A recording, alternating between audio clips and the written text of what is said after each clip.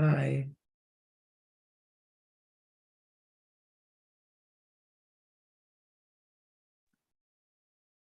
Hello. Hey. Okay, we have 16 people in the waiting room. Great.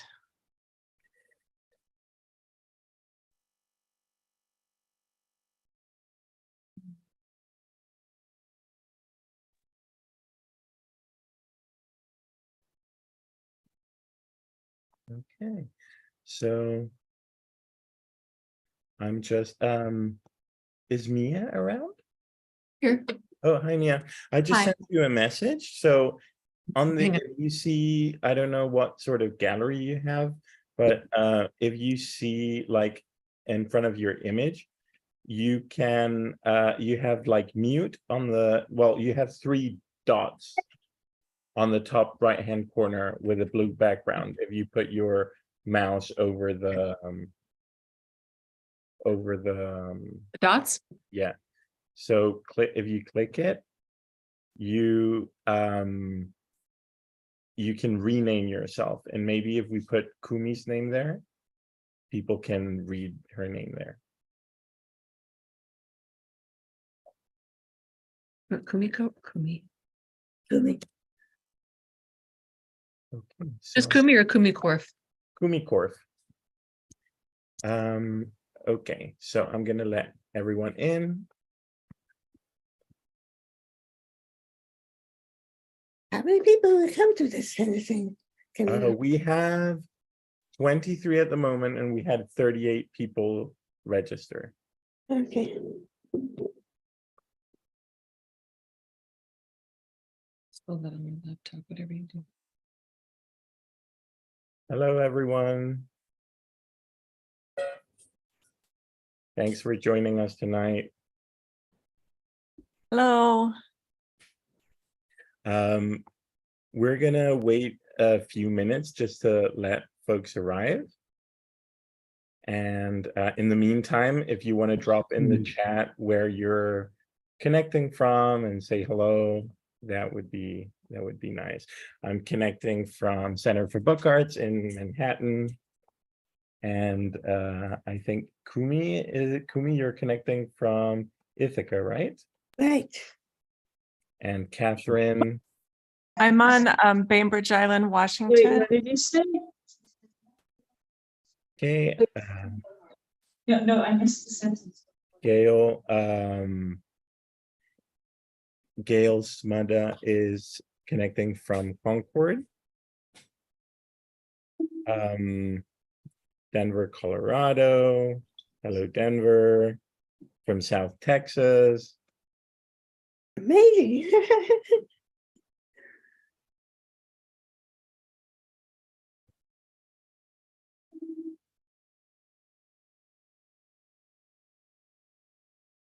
It appears to be muted to this dimmed the lights, you see.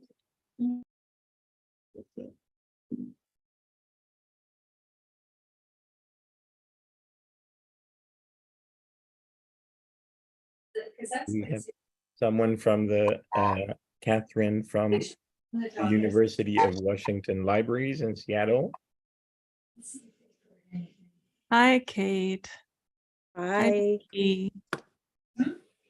No, you're a doctor.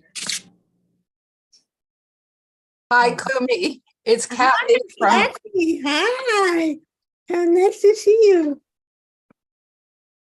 She. I I'd like to know the name.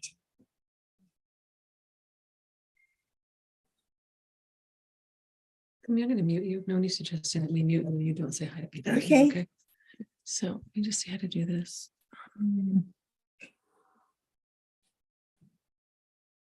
Just a couple more minutes.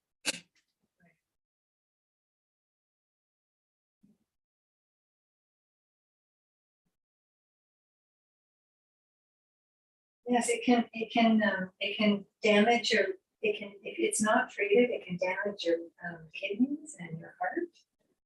It's quite serious. So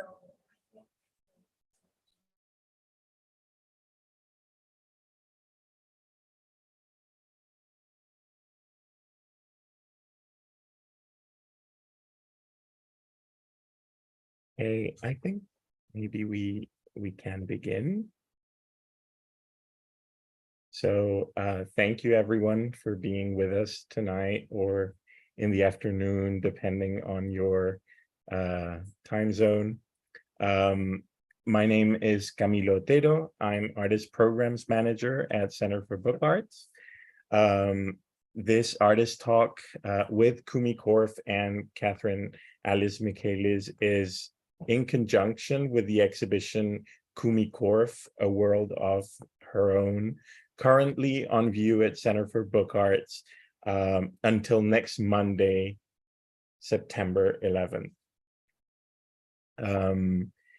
Before we start, I'd like to acknowledge that Center for Book Arts is on unceded territory of the Lenni Lenape people. Center for Book Arts is the oldest nonprofit organization in the US dedicated to supporting artist books and the book arts. And we have several programs to do so. Studio access to our bindery and print shop. We have exhibitions programs as well as educational programs and an amazing reference library and fine art collection with lots of artist books, and you're all welcome to come visit us and see for yourself. We have a few notes on accessibility. Live captions are available tonight. If you click on CC closed captions button at the bottom of your screen and select show subtitles. The event is being live streamed and will be available to view online afterwards in our YouTube channel. If you don't wish to appear publicly, please keep your video off, and you are also able to rename yourself. Please also keep your mics muted during the presentation, and we will have a Q&A session in the end. To guide you a little through this event, I will start by introducing Kumi and Catherine, and feel free to drop in your questions in the chat and we will read them at the end. We will start by playing the video Delight is Paper. That includes an intro from Maddie Rosenberg, and this offers an introduction to Kumi and her work. After this video, Catherine Alice Michaelis, the curator of the exhibition, will talk about the show and the curatorial process, and will introduce an interview that she carried out in Ithaca earlier this year. After this interview, we will have a 15-minute Q&A session to talk directly with Catherine and Kumi. Support for this program and exhibition is provided in part by the New York State Council on the Arts, with support of Governor Kathy Hochul and the New York Legislature, by public funds from the New York City Department of Cultural Affairs, in partnership with City Council, and by an award from the National Endowment for the Arts. Special thanks to Cynthia Sears Artist Books Collection and Brainbridge Island Museum of Art for their support.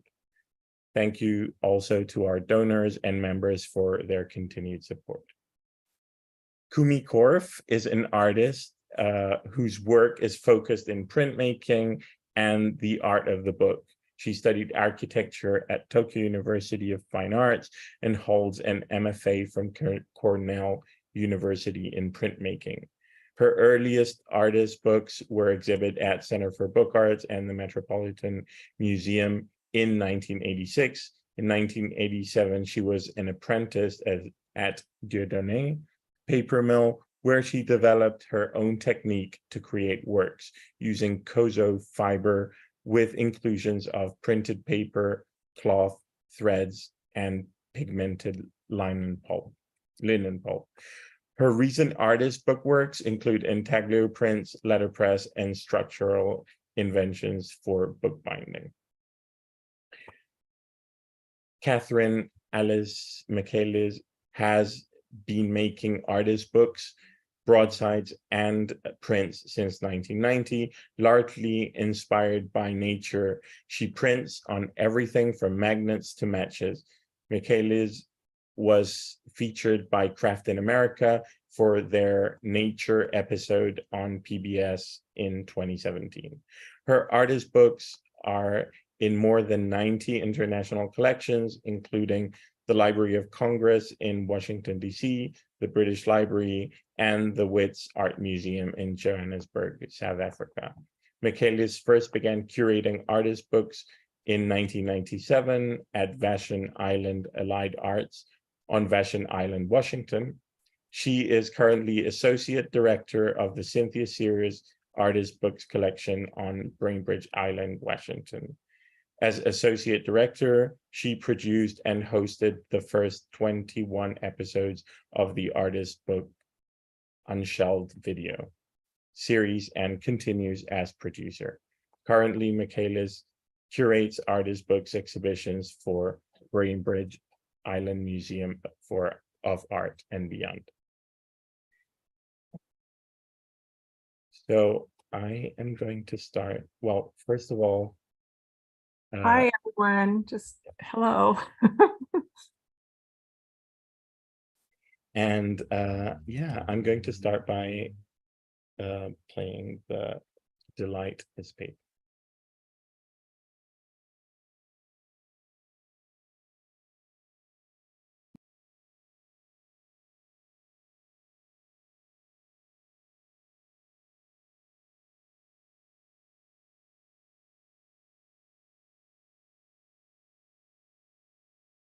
Maddie will be telling us, will be presenting Kumi, and I'm going to also, yeah, well, we're going to go right to it, right, Maddie? We're going to go right into it. Okay, great. Thank you. Hello, everybody. Thank you very much. I'm very pleased to be able to be here to introduce Kumi. Unfortunately, Kumi can't be with us, but she did create a wonderful video for everybody to watch with the help of her daughter, Noni. Even so, before that, we knew each other's work, and we were always missing each other. So one day I got a phone call from her, and she said, Maddie, I'm coming down. She lives in Ithaca still, and let's meet for lunch. And this is when I'm available, and I'm taking you out to lunch. And Kumi is a force of nature, so you don't say no to Kumi. And from that moment on, we became friends. And through the years, even before I had central booking and I was curating exhibitions, I've often included her and thought about her work. And then when I did begin central booking, she was one of the first artists that I put on my list that I had to work with. Kumi was born in Japan, but even though she has spent most of her adult life here in the US, these early roots were really important in her artistic development. She studied architecture at Tokyo University of Fine Art. And for her, that was really important because it was studying architecture through an artistic aesthetic point of view rather than through a more mathematical engineering point of view. And this really came to feed into how she saw artist books and the way she creates very sculptural artist books that often are very architectural. She still does have an adjacent career as an architect, but most of her career for the last 35 years has really been focused on artist books and printmaking, and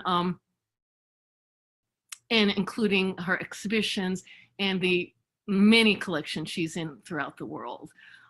She did then go more 2D and went for her MFA degree at Cornell University.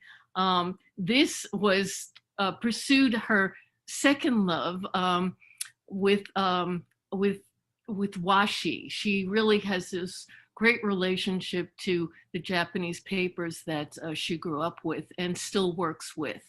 But and it's interesting too, because she was at Cornell the same time I was an undergrad there, and we never knew each other from that period. So again, the ships in the night where we could have actually have met each other, but Kumi was living there, and so she just would go home when I was working in the printmaking studio, and so I never met her till years later. A similar vision of a sculptural artist's books. And so she took these 2D prints that she's made, and a lot of times she will use different binding structures. She finds this is a place where she can be very innovative, and just very simple techniques, but a way to actually put books together where you can slowly unpack them, unfold, move, gently. They're fragile, but they're still very strong, and they combine this movement along with the 2D. So nothing actually stays very 2D for her in her artist books, even when she's just binding what looks like from the beginning as a bunch of pieces of beautiful paper. But they become very quiet but delicate works of art, but very powerful. So without further ado, we're going to go into this video where Kumi will explain and show her own work. Thank you.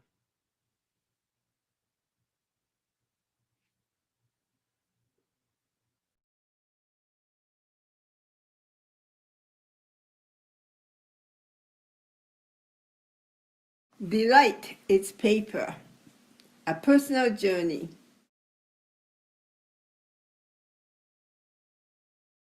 My favorite memory, partly imagined fiction, is that very first thing I saw as a newborn was paper. When I managed to focus my eyes on anything as a baby, in a traditional Japanese room, light from outside often coming through washi paper stretched over shoji screen. Screen often has shadows of tree branches casted. Much later, I learned how to make washi at home.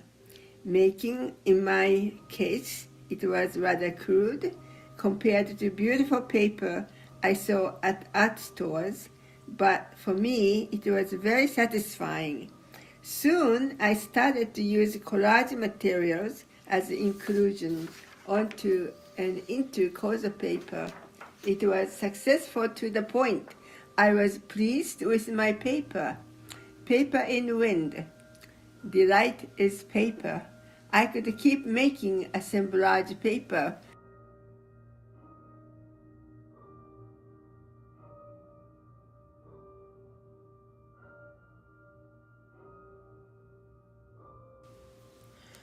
Mid-1980s was a period in my life to jump into artist books world.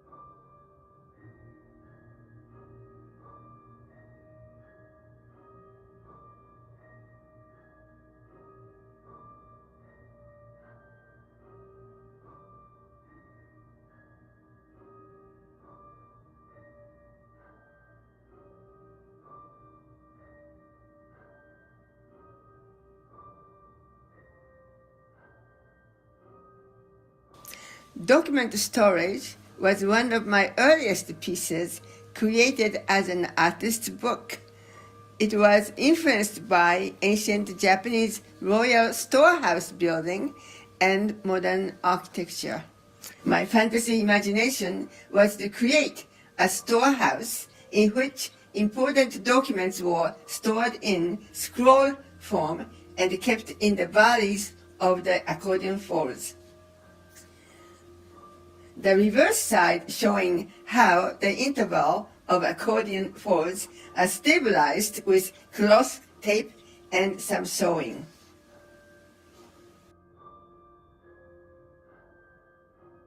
My printmaking was becoming more important, and this washi paper named Akatosashi with hint of reddish brown and large enough size to accommodate 2 copper plates 20 by 16 inches vertically next to each other satisfied my needs to be large prints, and being long fiber paper offered embossing was not something one could live with.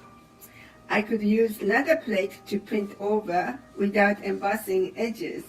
Furthermore, when 2 plates touching each other created a clean straight line at the center, because the beveled edges coming together, the meaning of the line could be understood as a space difference or time separation, but it kept suggesting to me a line of fold of a page one sees in an older Japanese books. Thin, lightweight paper often doubled as a page. The opportunity has come to use interior prints as pages to be in my artist's books. The full-size print was used as a page. The print was folded at the line of the center of the print. The text author is Kumi Korf.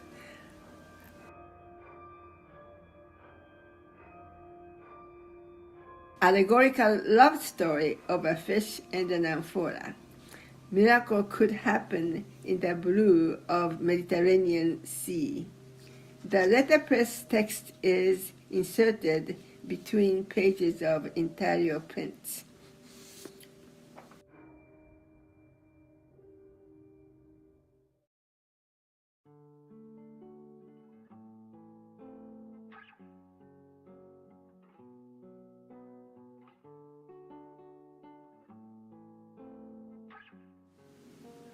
The verses are by Maya Vidal. She lives in Barcelona and her artistic activities are mostly in Europe as a singer and a songwriter. At first, I had a vague idea of a book containing a poem that is not arranged in a normal way, but the verse is partially hidden in the folds of pages. I was so lucky to have Maya's alphabet of my phobias to fit to my imagination of the book so perfectly. Anxiety of the future of the world expressed so vividly and sadly, quote, and I'd start smoking again and it wouldn't even matter, 'cause the world won't be around long enough for me to get cancer.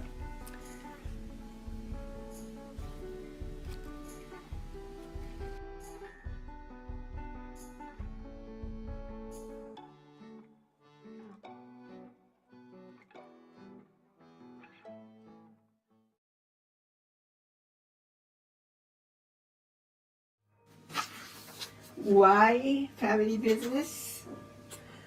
My husband was a mycologist. Ian was a hunter of genes of Human Genome Project of government side, and Mario was a spearfishing specialist. My childhood memory at the beach on the Pacific Ocean, a bunch of fishermen putting a rope together, but separately in order to retrieve a net which was thrown into the ocean some hours before hoping to have today's catch in the net. Fishermen walked backward, pulling the rope that connected each other and eventually to the net. I wanted to emulate that individual fisherman standing alone but connected with my book structure. If the page is a fisherman, that part is easy, but how do I connect them? They should be connected with the different materials from printed pages. Accordion spine is the connector, and finally I chose waxed paper. Translucency was favored.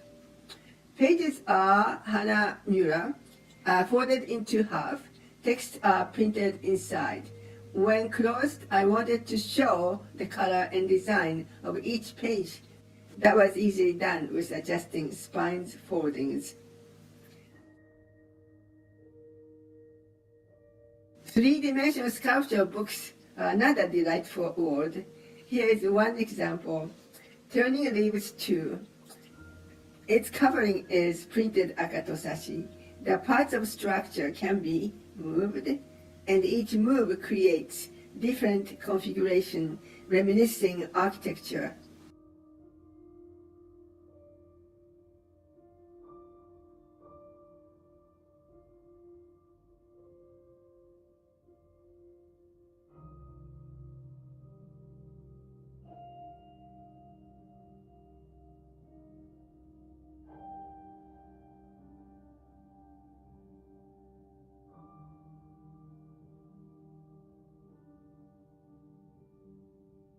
There are 4 small cavities which one could install found objects. Myself being the product of 20th century collages, assemblages being the everyday language, give life to small objects, now free from original association, but now residing in the box. It's always exciting.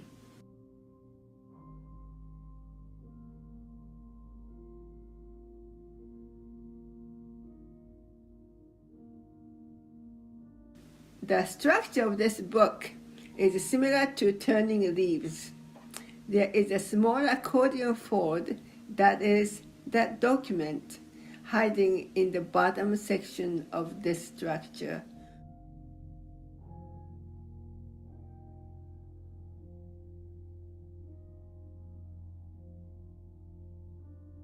What's remarkable about this piece is that when I titled it, I was not aware that there were 34 years in between the first document storage I presented and this one. So that it is my journey playing with paper all these years.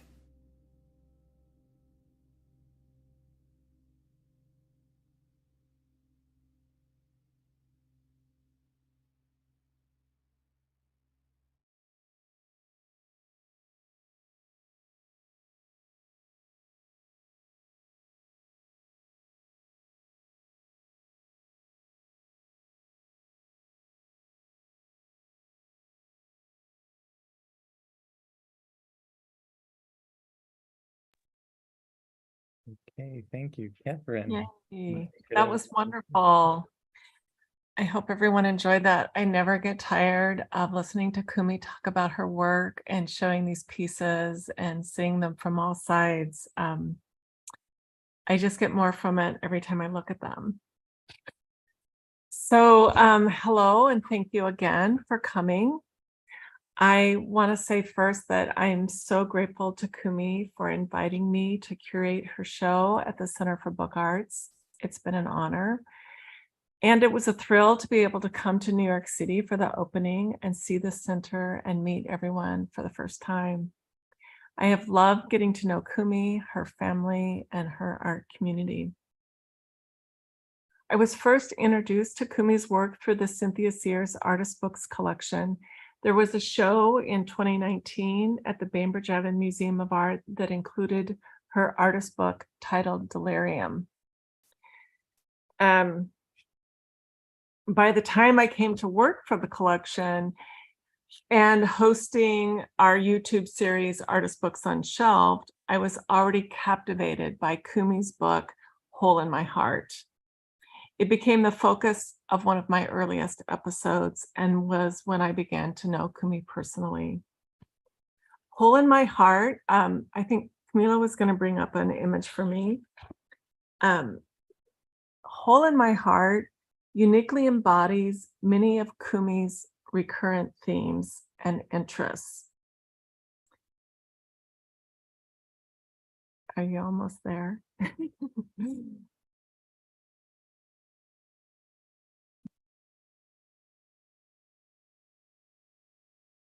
Oh, well, if you can't find it, that's okay.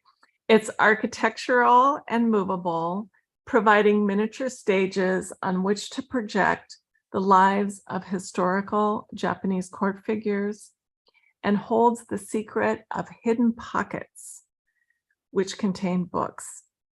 The poetry in the books, written by Kumi, capture fleeting moments in life and nature, embedded in expressions of love. And then, of course, Kumi's printmaking is, as always, light, colorful, delicate, and inviting. And I believe at the end, Kumi might share a little bit more about Hole in My Heart. Many of you have known Kumi and her work much longer than I have. I am a little late to the game, but catching up fast. Perhaps like me, you admire the soft textures and seek to uncover the mysterious qualities of her work. I was fortunate to spend 5 days with Kumi in Ithaca in April this year. As she revealed herself and her work to me, what became important to me as a curator was to show the connections between her life story and all the genres of work she creates, all of which I believe feed into her artist books. I saw that her early interests in texture, paper, and architecture are integral to her as a book artist.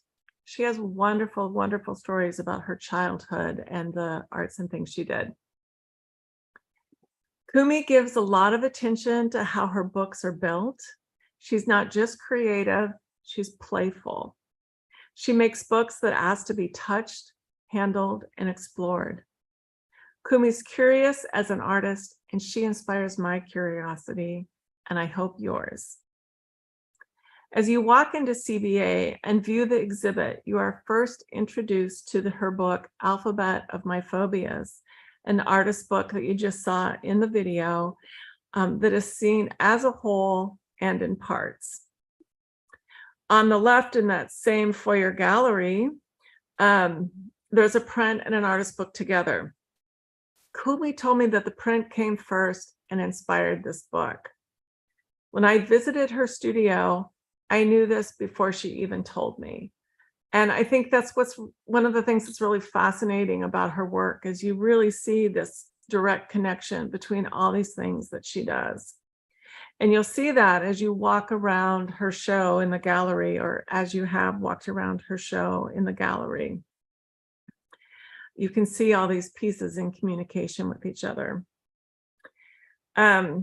On the opposite side of the gallery from Alphabet of My Phobias, I believe it is in the printing studio, are more of Kumi's books that are less sculptural. They're designed more from whole prints with additional text, not collage. These are displayed with a few copper plates up on the wall, framed prints on the wall, and one of her costumes designed for a performed book. The costume is made from the used tarlatan, and that's like a woven fiber fabric-y thing necessary for the intaglio printing to wipe ink from the plates. I just thought it was ingenious that Kumi is saving everything and recycling all these things into other things, like these costumes. This wall of prints, books, plates, and tarlatan show a full circle of Kumi's elegant leaps through her process from 2D to 3D, from print to her time-based practices. Kumi's ability to hold all this in her imagination and studio practice reveals a person who is always seeing, looking, and remembering. And, that was one of the most powerful things I took away from my time with Kumi was just how she takes everything in and then puts it out onto the paper, into her printmaking, into her books. When I was visiting Kumi, we did a short interview on video, thanks to Noni. I asked a lot of questions based on connections that I had started making in my own mind and wanted to check in with Kumi if they felt true to her and to further clarify things that Kumi had been telling me. I was taking notes every single day and then going through them at night and just trying to make sense of the things that I wrote down and make sure they were true. It's a pretty short interview, but I hope it helps you understand a little bit more about Kumi's work, plus a really nice peek into her studio. So that's all I have to say right now about the curatorial process, but if you have questions for the Q&A time, I'll try to answer more. Thank you. Okay, I'm just about to play the video, but I wanted to remind folks if you want to drop any questions, please do so in the chat.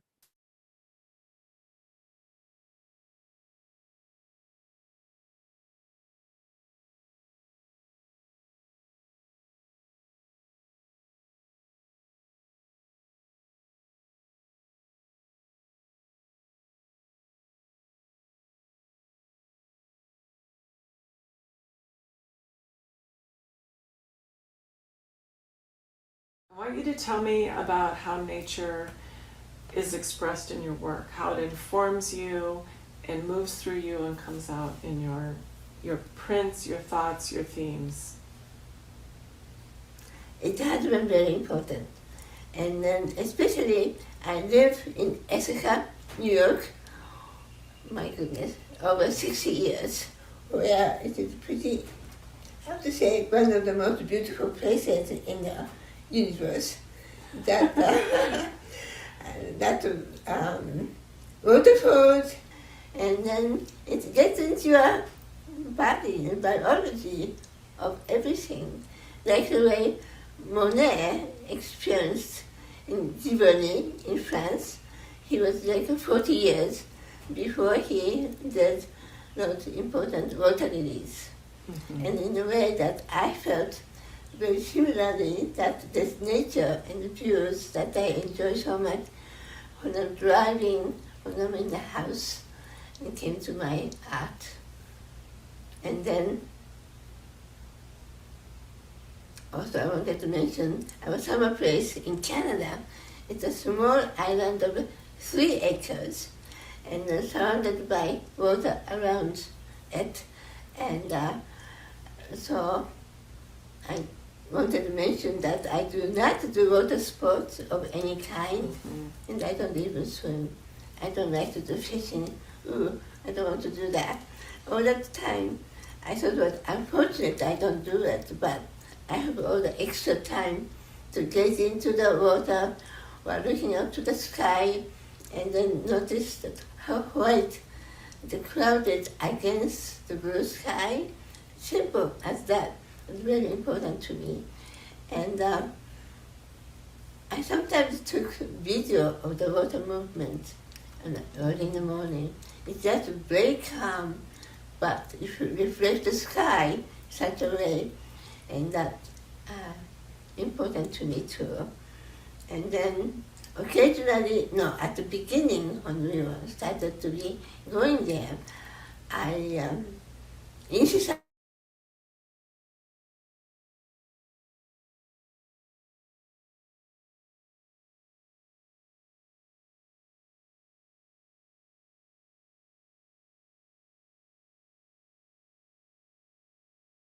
Mila, my video has stopped. became There we go. too, that was boring. So something else started to happen. And then I started to do more entitled prints.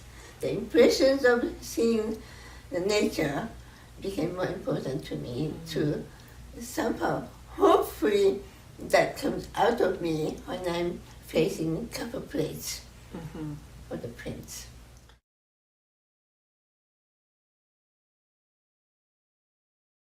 Well, you also spoke about the experience in Greece, Oh, and which was a very, very much an experience in nature. yes. Not that I never forget that. It was a sunset time, and myself, my husband, my two daughters, Noni was almost 6, and my second child was several months, maybe 6 months old. And we were traveling Europe a little bit, and then came across this Cape Sunium, not suspecting anything so life-changing when I think about it now. It was an amazing experience. Temple Poseidon and its entablature was coming into the, we call it a ruin, of course, and into the air. And I don't know, it was just like, I felt so sad, that's what I mean, is moved by this scene. And then I came to realize all these times that was experiencing the time of the universe, Earth, my lifetime, and then before me and continuing after me, and I was experiencing slice of it, or just a spot, the tiny bit of that, to be able to appreciate being there. It's very, very important to me. Yeah. That, I think, supported my motivation to make art all this time.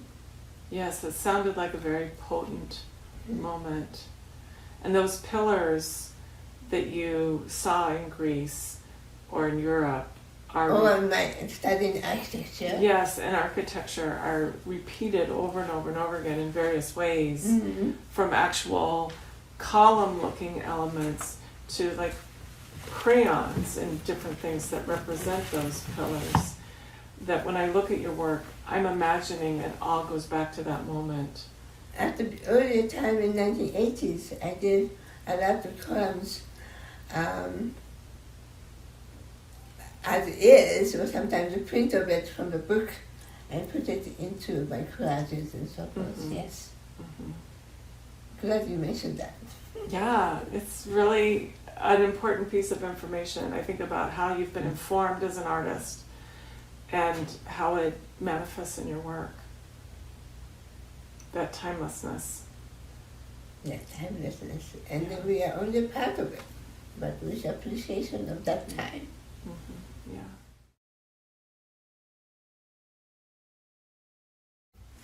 This importance of memories and nostalgia feeling is very important because I'm lucid all the time. And I guess I somehow born with this ability to remember a lot of things. And then I remember, I don't think I remember smell, but visual memories and tactile memories are plenty from my childhood. And then other thing about nostalgia, and I guess I'm a nostalgic feeling person, that I feel everything is nostalgic. Even this moment is already nostalgic. I could even cry if I wanted to. Anyways, if I wanted to, the funny way to say it, I'm already crying somehow. You're very, very sensitive. And maybe all this very sharp memory that you have is part of what keeps the nostalgia so on the surface for you. Maybe I just would mention that after so many of this and that, I can go back to my first collage I mentioned to you before, but I do not want to do that today. I just want to talk about Hitadal Festival, and that means a big direct to some of my design of the book, and then maybe I should reveal that to you today. Sure. It is. So I lived in that house until 6 years old. So this must have happened when I was 4 or 5 that I was so excited to have the steps to display Hina Dahl's household with the royal couples and then servants, musicians, ministers, and plants, household furniture, and some of them like food, models, all of that. And then also there was a certain way the little platform the couples sat down, but the box, but you put in a certain way to put it together. That fascinated me, and it still does. And then the box fit together somehow. And then I wanted to take down, because taking down is also fun. And then I was urging my mother, let's do this today, let's do this today. And she was not ready for this. And I was fussing around. I broke one of the light fixture, and she was not very happy with me then. And that was not totally not intended, but that part of my memory with the light fixture was a tiny thing, but had a design of flowers and other things. And then that period ended. We had to go away to the country, and then the passed away to my mother's relative's storage place. And then, so that was the end of it. But the woman, important lady of that household, wore 12 layers of garment. This garment showed edges at the sleeve, both sides, a tiny bit of each page, I almost want to say page, each garment was shown in layers. Yeah. And this is I wanted to do. And then I tried to introduce that into my book design, the first one being hunter-gatherer, and later on I used an alphabet fish, and later on to alphabet myphobia, and maybe a few others. So that was to have a concertina sort of spine and then pages inserted into them. But I think also the whole way that that's staged with the structure that everything fits within is also reflected in your work, in that architecture of the way your sculptural books unfold and move. And isn't it? It's a yeah, good point. yeah, I think so. But that is in Japanese culture. Of course. You put it out and put it back. But that's also what your books do. That's They come out I and they didn't go think back. about it until this moment. That's My why I'm goodness. here. Yeah. Yeah, I think that's such an important piece of information that I'm glad to remember to tell you. Yeah, I'm glad you did too. It seems very important. So I mentioned to you, I had this collection of practical clothes in a box as a kid. The little scraps of fabric, yes. And I took it out every now and then to look at it for enjoyment. And then also I was going to say, this garment, this lady wore 12 layers, and then they usually called it 12 and 1. So this layer was kind of light material, sort of see-through material. And that was not a part of the 12, but was on top of it and everything. Oh. And then tarlatan is it. Ah, the see-through layer. That's really fascinating. And that was on the very top of everything. Wow. I wish I could show you this doll, but it must be somewhere upstairs. I moved from one box to the next, and then a few years back, and I sent Mia to look for it. She couldn't find it, so too bad I don't find it. I can look up images online. That's right. So this is it. Okay. It sounds great. Seems great. Glad. Me too. Just a second. That is 1 hour long. Okay, so we still have a little bit of time. Should we mention something about the garment? Yeah, why not?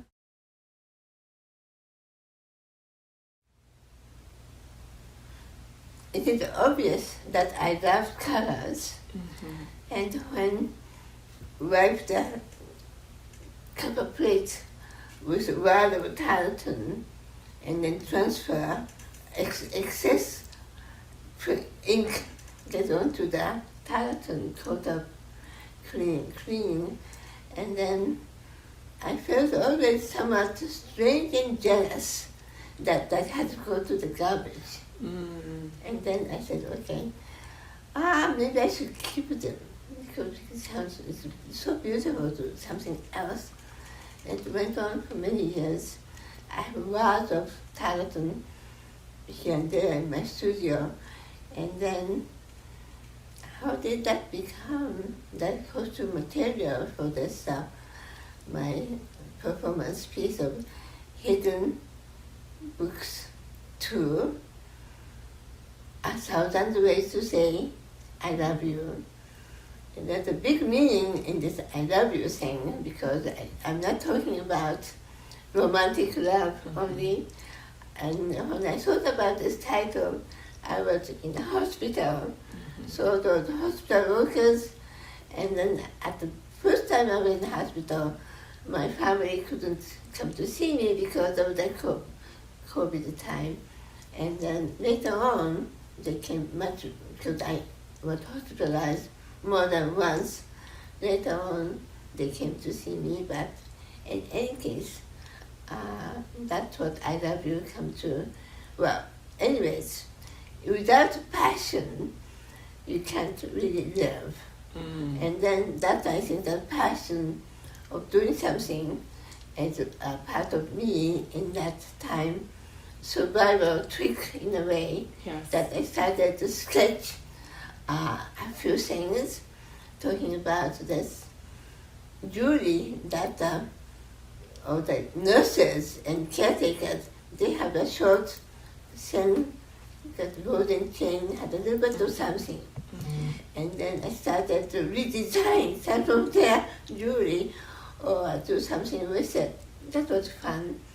And I started to think about, maybe I do finally some kind of, runway model in a fashion show, and then maybe I do something with that idea. So that's what it started with my this hidden books too. And then came to the tarlatan. Years ago, I did have an idea to use the material to make sculpture or something, or maybe books. But I was not terribly successful. The combination of the material and the paper was maybe not at the time was the right combination. So I gave up on that particular project, but must have been somewhere in me. And then when I came out of the hospital, I started to think about that more. And then looking at some television program that had shown ancient garments. And this one was a man wearing red inside, and outer side was deep blue, but you can see through to the red a little bit. That was inspirational. Not 1,000 years old, whatever the time that they had to read those things. Right. So I started to use, maybe tarlatan, we will do that. Krista, my assistant in printmaking, also was very good seamstress. And then my hands, well, I still have a little neuropathy, it's really tingling and strange, but the cloth is rough woven so that the needle goes through very easily, and sewn everything was much easier than taking out the machine, sewing machine to do it. So we did all by hand.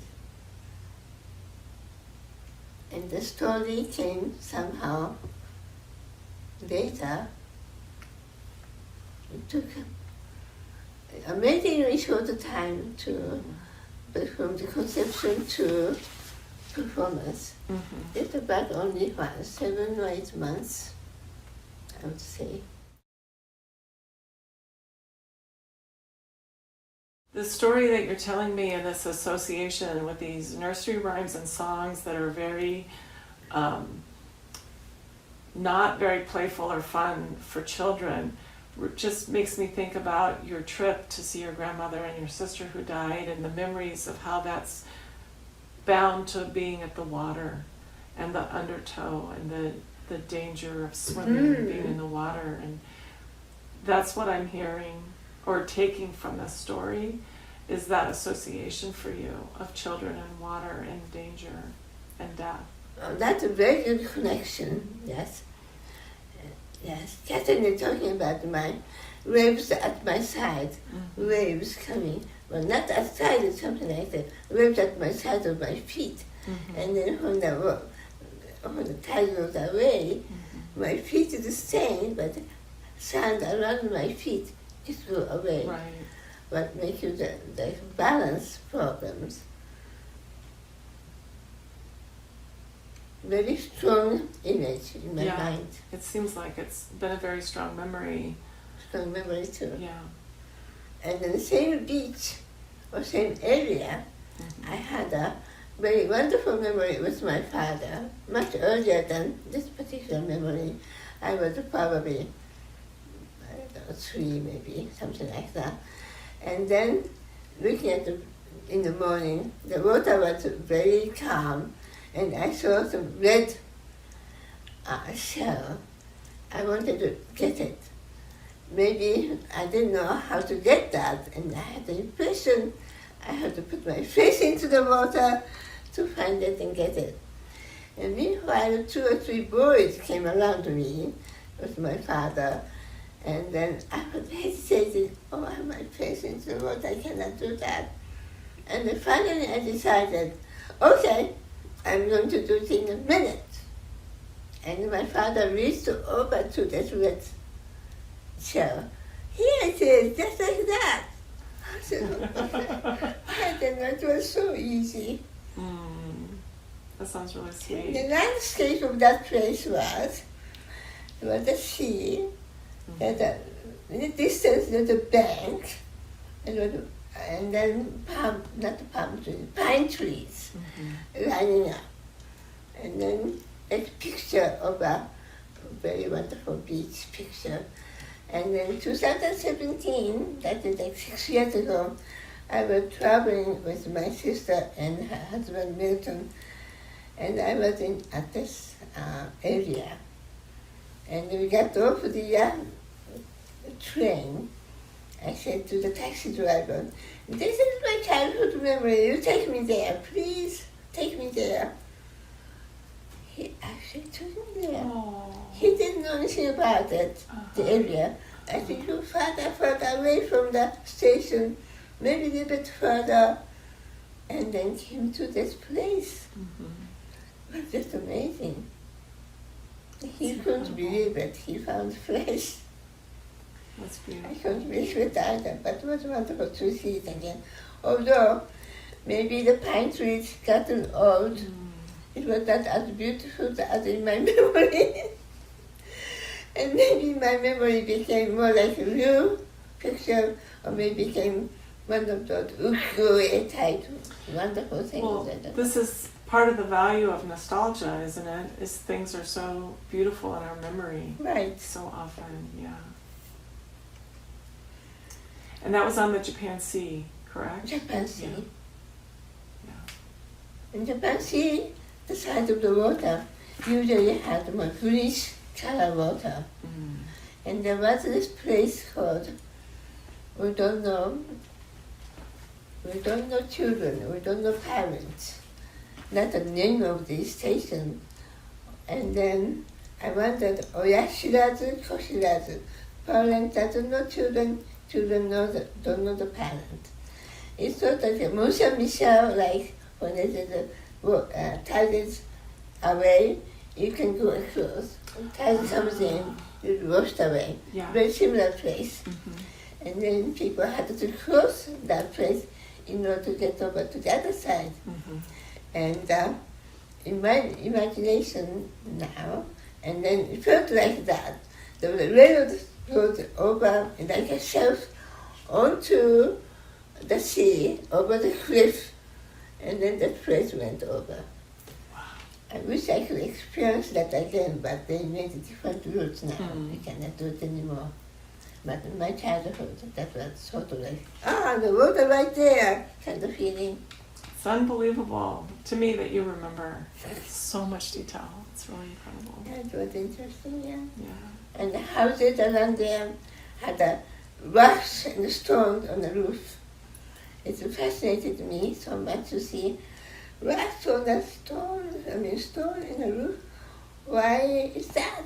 They're putting down that, instead of glue and nails, they're putting the roofing material with the weight of the rocks. Yeah. Somebody explained to me, my father maybe, but I never understood that until, I don't know, I see 2 rocks. I keep 2 rocks in my kitchen. I use that for my book making and for my pickles. Here's Krista. Hello. Hello, thank you so much. Hi, Krista. Hi. How are you? We've been filming. That's why I intermittently could check messages. So okay. thank you. Are you done filming? I think guess we we're are. done. Yeah, we're Get done done. now.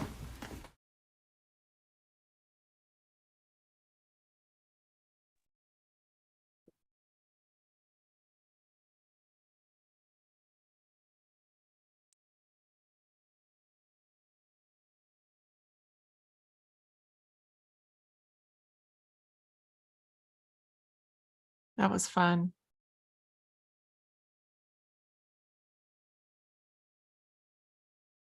Okay, well, now we can start with our Q&A session. We have, I'm reading here. It says, Robin Holder, Catherine, how has your visceral commitment to honoring and celebrating nature in your work and lifestyle prepared you to grasp the essence of Kumi's work? You know, that's such a interesting question, and it made me have to think really, really hard. I went to meet Kumi without really thinking about my own experiences with nature and how I work.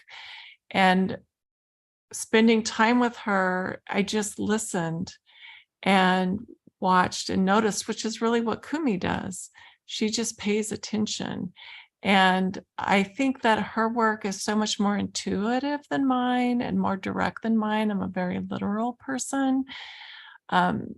So for me, it was just really, really interesting to learn. But I think Kumi and I communicated very well. We had a very good common language. We synced immediately. We had lots of moments where we just felt like we could read each other's mind or understand what each other were saying, which was just really wonderful. I don't know if that had anything to do with how I steep myself in nature or not, but maybe.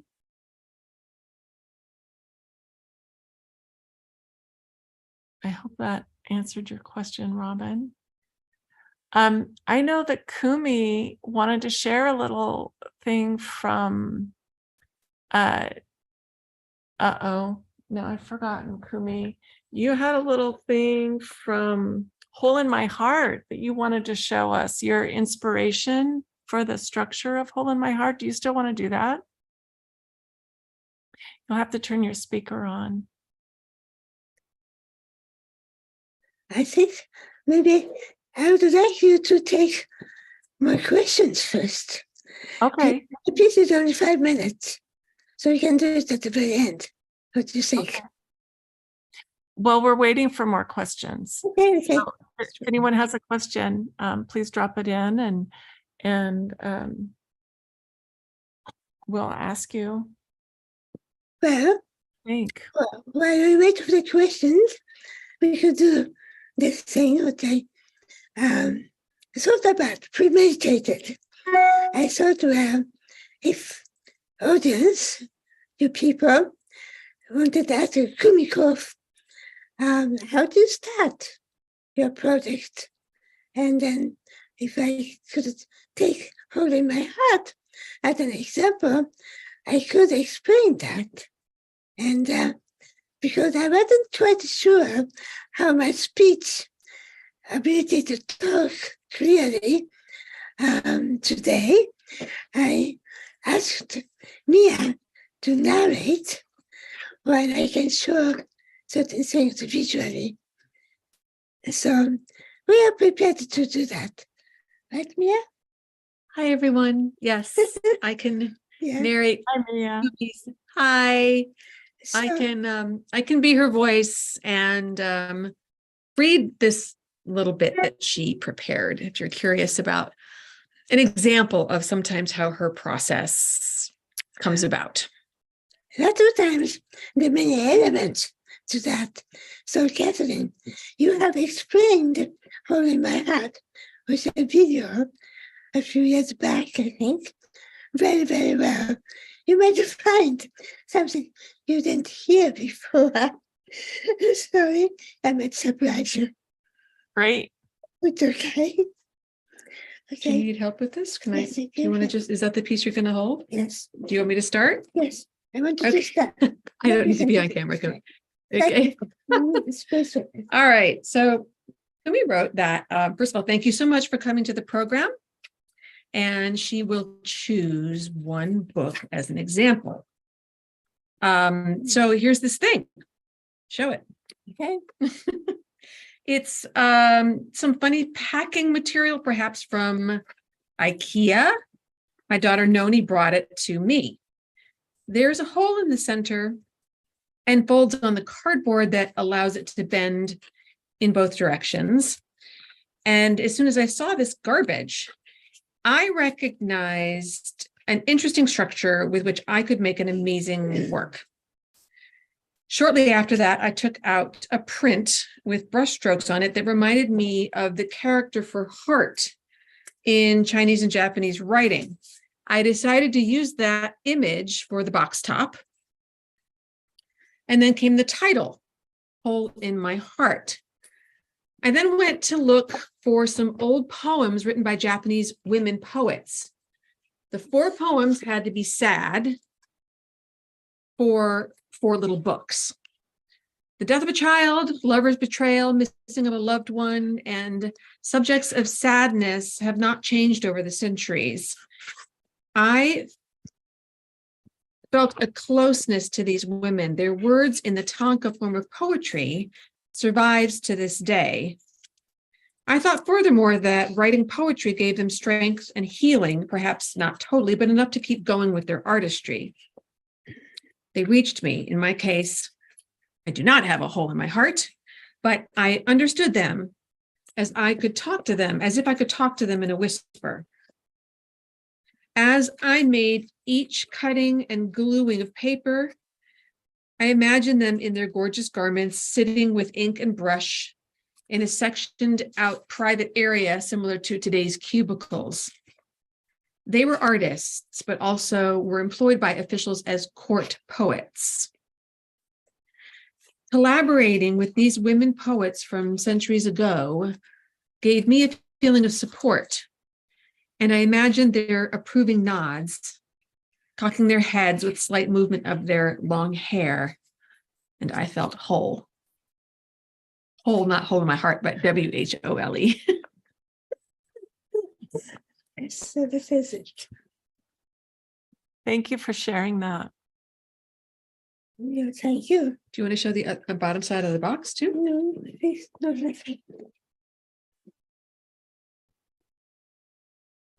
Show how the piece rests inside of it. Okay, can you hold it? Yeah. And you showed where the books are hidden, right? Mhm. I did. I got it. So that's my offering. And Kathy Jens has a question for Kumi. What is next? Kathy Gins is asking you, what's next, Kumi? I didn't prepare more. So you can ask me some spontaneous Yeah, questions, Kathy. she's asking you, what's Hey, next? Yeah, what's like next? you could talk about the show is moving. Oh, and this exhibition will travel to Bainbridge Island Museum in March. So Yes. we will have something similar, but not all of it will be presented there. So that is one of the next things.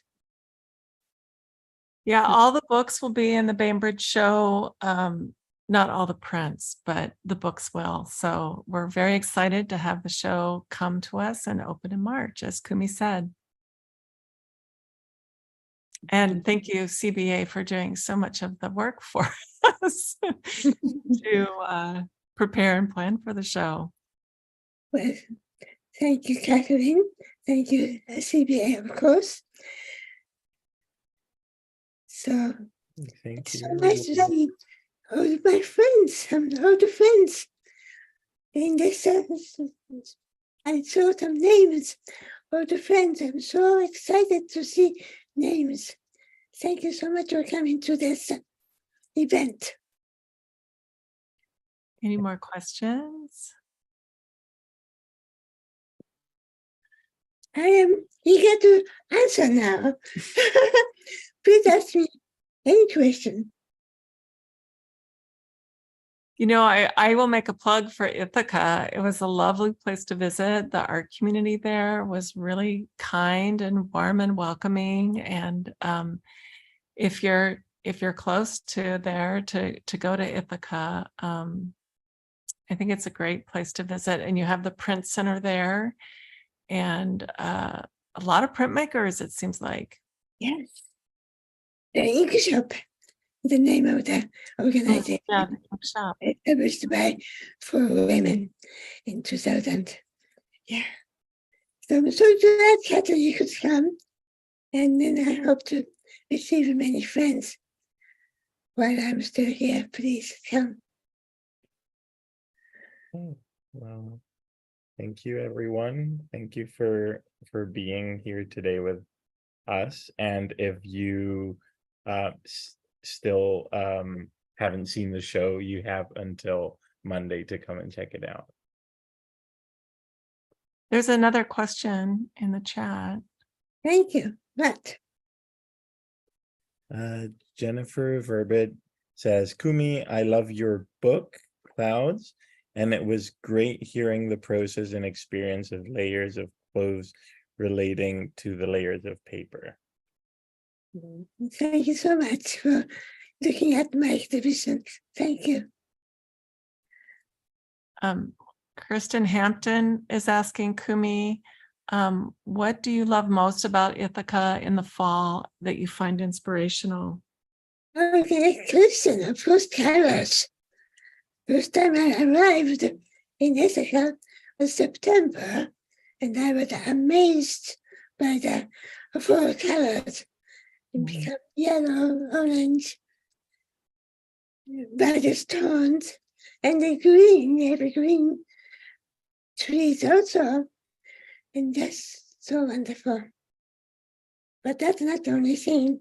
I think the people, they're very friendly and kind. I also like to tell people that you live in a house that you designed as an architect. Oh, thank you for remembering that. I Yeah. forget about it every day. Yes, I'm I very think it's amazing. Yeah. 54 years, no, 56 years old. It's Mhm. amazing. I live in the same house. I feel like it just brings everything full circle as an architect and as an artist and all the things you do that you get to live in this house that you designed? You think about all the time in my Tokyo and then classmates. I still make phone conversation with my classmates after almost 70 years. It's kind of amazing and funny. So I'm happy about that too.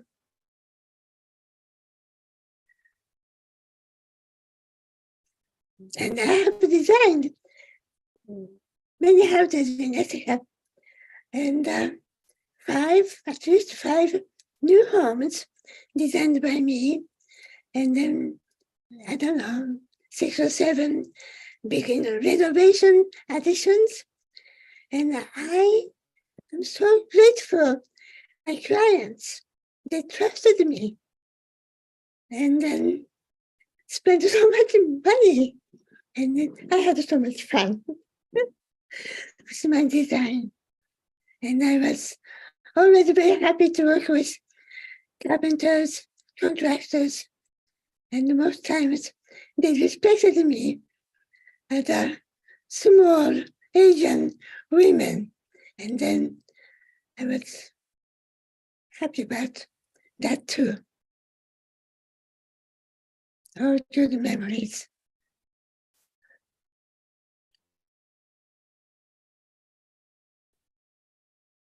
But after 56 years, my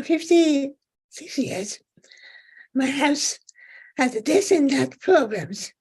Right now, I'm trying to replace small part, but a flat roof on my garage. And then I'm still involved with my house and architectural problems. And that is not a bad thing. I'm happy about it. I took out some drafting board, just making some straight lines with pencil, with a triangle, with a parallel straight drafting board. I'm very happy with that too. So even though the roof problem is not necessarily a good thing, but still, I'm happy. We have another question here from Okay. Jens. What surprised you about collaborating with so many of your talented family members? I don't know how to say thank you to my family member. Yeah, they're very kind to me, and we have joy and an exchange of humor, and then carry on the memories of them, and I am just grateful.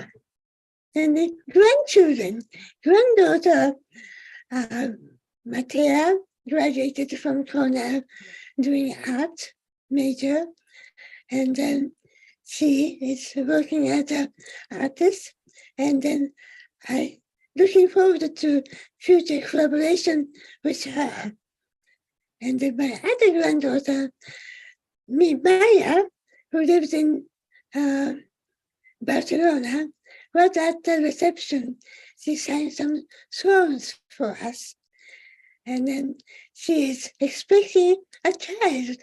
That means by great granddaughter, daughter or son, I don't know. We don't know yet. But I look forward to meet this child early in next year. So there are a lot of good things around me happening. And again, I'm so happy and grateful to my life. And thank you so much for you, for questions, and then being here with me.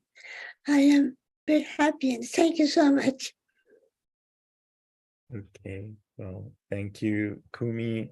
Thank you, Catherine. And thank you, everyone, for being here with us tonight. Okay. Thank you, Camilo. Thank you, Corina. Thank you. Bye.